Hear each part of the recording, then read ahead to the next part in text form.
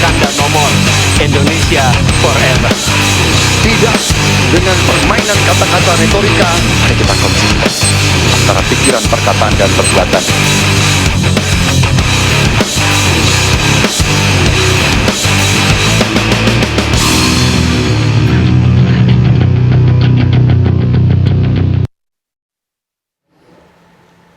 Baik pemirsa, kita akan kembali lanjutkan perbincangan. Mbak Rustika tadi sudah mengungkapkan sebelum jeda bagaimana pandangan masyarakat, pendapat masyarakat setelah melihat debat Capres yang berlangsung semalam, yang merupakan debat kelima sekaligus juga debat penutup, debat terakhir, debat pamungkas. Masyarakat banyak yang kecewa karena memang dinilai adem ayem, tidak seperti debat-debat sebelumnya. Tapi mungkin sebelum kita berangkat ke angka, ke data Mbak Rustika, ini kemudian data yang Mbak Rustika mengambil dari platform media sosial yang mana? Jadi kami mengambil dari 5 platform media sosial, yakni Twitter, Instagram, YouTube, TikTok, dan Facebook. Oke, baik. Ya, jadi kami sengaja untuk mengambil 5 platform ini karena masyarakat di Indonesia itu kan sangat beragam. Facebook misalnya dia adalah salah satu platform dengan pengguna terbesar di Indonesia. Kemudian Instagram salah satu yang paling disukai juga kedua, dan juga TikTok, karena TikTok itu walaupun dia hanya digunakan oleh 106 juta netizen Indonesia, tapi dari sisi jumlah durasi penggunaan itu TikTok paling besar. Dan bahkan ketika orang udah suka TikTok, itu menurut riset itu mengatakan bahwa dia jadi males nonton TV, dia lebih suka lihat di TikTok ya, apa yang terjadi gitu. Dan ini sebenarnya ada satu sisi positif dan ada satu sisi negatif. Karena apa? Media sosial itu kan dia punya agenda ya. Dia suka mengambil kalimat-kalimat yang quotable, yang menguntungkan, yang kemudian diposting di media sosialnya dia.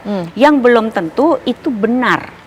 Gitu. Jadi kayak misalnya ada beberapa engagement yang menyatakan bahwa Ganjar tidak setuju terkait sama program makan siang gratis, dipotongnya sampai segitu. Padahal konteksnya bukan seperti itu. Nah, itulah ada beberapa situasi yang terjadi di media sosial. Dan di setiap media sosial itu memiliki karakter dan sifat dan narasi yang berbeda-beda. Sesuai dengan penggunanya pun beragam juga ya. Betul. Baik Mbak Rustika, kalau Mbak Rustika katakan masyarakat ternyata banyak yang kecewa melihat debat semalam.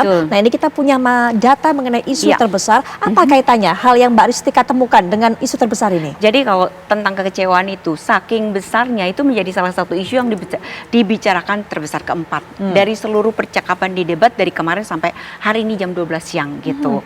Nah kemudian di situ tuh kenapa kecewa, karena ya tidak sesuai ekspektasi itu gitu kan gitu. Dan memang yang paling banyak ditujukan adalah kepada Anies, karena Anies diharapkan ngegas dari segmen 1 sampai segmen terakhir. Apalagi belakangan ini netizen itu mengangkat bahwa Pak Prabowo itu sudah beberapa kali menyatakan gitu loh, ini kita mau diberi nilai berapa. Jadi isu debat ketiga itu dimunculkan beberapa hari tepat menjelang debat. Jadi netizen-netizen yang lain sudah merasa, waduh ini kita akan rame. Dan kubunya Anies juga menyatakan Anies akan ngegas dari segmen 1 sampai segmen terakhir. Ternyata itu tidak terjadi. Padahal di awal itu terlihat bahwa antara kubu 1 dan kubu 2 itu udah saling adu gagasan gitu. Udah rame banget gitu. Nah, tapi akhirnya terus yang awalnya ribut dua paslon ini kelihatan di perbincangan emotion, dan kemudian berubah jadi biru, jadi warna surprise lah. Kok situasi debat tidak seperti yang mereka harapkan. Gitu. Baik. Ini dikatakan juga oleh Mbak Rustika tadi, pemirsa mungkin Anda juga bisa lihat, kami sajikan juga di layar kaca tentunya data ini adalah isu terbesar yang diberikan tanggapan oleh masyarakat, ada di poin keempat yaitu kecewa dengan debat. Sementara yang pertama 2-3 tadi adalah masalah stunting, dokter pendidikan. Ini merupakan bahasan-bahasan mengenai debat. Nah, mengenai sentimen dari masyarakat bagaimana melihat performa dari 3 capres itu? Jadi tuh sentimen itu benar-benar sangat dinamis sekali gitu Mbak. Jadi kalau kita bisa lihat di data, ternyata sentimen misalnya ya, negatif atau positif, sentimen negatif yang ditujukan kepada Prabowo itu paling tinggi. Postingan ya, kita bedakan antara postingan sama engagement. Postingan itu adalah netizen itu ngepost, nge-tweet gitu kan. Nah ternyata tuh sentimen negatif yang ditujukan kepada Prabowo itu ada 51,7%. Kemudian sentimen negatif yang ditujukan kepada Anies Baswedan itu ada 20,8%. Sementara sentimen positif yang ditujukan negatif yang ditujukan kepada Ganjar adalah 18,7%. Nah jadi itu adalah situasinya. Tetapi kan kita bicara soal media sosial dan 5 platform tersebut. Sentimen negatif itu kebanyakan dia adanya di platformnya Twitter. yang dia isinya adalah mengkritik gitu. Nah, kalau kita buka lagi, ini menarik, Mbak. Karena apa? Ternyata setiap paslon itu memiliki kubu pendukung di masing-masing platform gitu.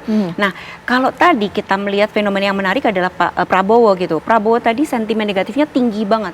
Tapi kalau kita lihat di engagementnya, dia engagement untuk sentimen negatif itu hanya 14%. Ganjar ada 10% sentimen negatifnya, Anies ada 20% sentimen negatifnya. Nah, kenapa hal itu bisa terjadi? Karena ternyata netizen, terutama TikTokers, dia merespons berbagai hal yang menurut dia tuh sangat menyentuh emosional ketimbang isu berat tentang debat. Jadi mereka menyatakan bahwa kenapa engagementnya Prabowo jadi sangat rendah sentimen negatifnya? Karena mereka bicara soal Prabowo yang humble, Prabowo yang merangkul, Prabowo yang minta maaf, padahal yang salah kubu yang lain. Nah, seperti itu. Terus kemudian kehadiran influencer itu adalah salah satu hal yang mendukung kenapa sentimen kepada Prabowo menjadi rendah. Gitu. Sementara kalau Ganjar, dia memang paling banyak dia direspon di platform Instagram. Jadi Instagram itu dia banyak sekali mengungkap beberapa visi misi paslon yang kemudian direspon oleh netizen. Karena kan kalau di debat tuh sedikit. Nah, di Instagram itu dia ada visualnya, ada keterangannya lebih panjang, dan netizen memberikan respon di situ. Kalau Anies itu lebih banyak di Twitter gitu. Jadi isu-isu yang terkait sama politik gitu ya, visi misi Anies itu masuknya di Twitter. Baik, Bang Bestari masih bersama kami tentunya. Bang Bestari, kita sudah mendengarkan tadi apa pemaparan dari Mbak Rustika mengenai reaksi masyarakat melalui media sosial, tanggapan mereka. Mereka berharap ternyata Pak Anies ini bisa ngegas pada debat-debat ataupun juga seperti debat-debat sebelumnya. Tapi ternyata memang tidak tampil dengan performa seperti yang biasanya. Bagaimana kemudian, apakah dari kubu 01 ini cukup bisa kekhawatiran? Jangan-jangan kemudian masyarakat suaranya beralih setelah melihat performa Pak Anies semalam, Bang Bestari? Jadi saya kira debat ketiga ini adalah debat ketiga Capres.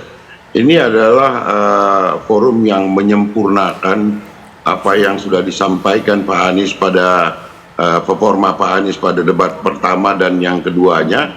Ini yang menyempurnakan bahwa beliau itu mampu kemudian mengorek atau menyempurnakan substansi. Jadi lebih banyak memang kita mendengar kemarin bagaimana Pak Anies kemudian memperbaiki apa yang menyempurnakan bahkan jawaban-jawaban Pak Prabowo gitu dan Pak Ganjar.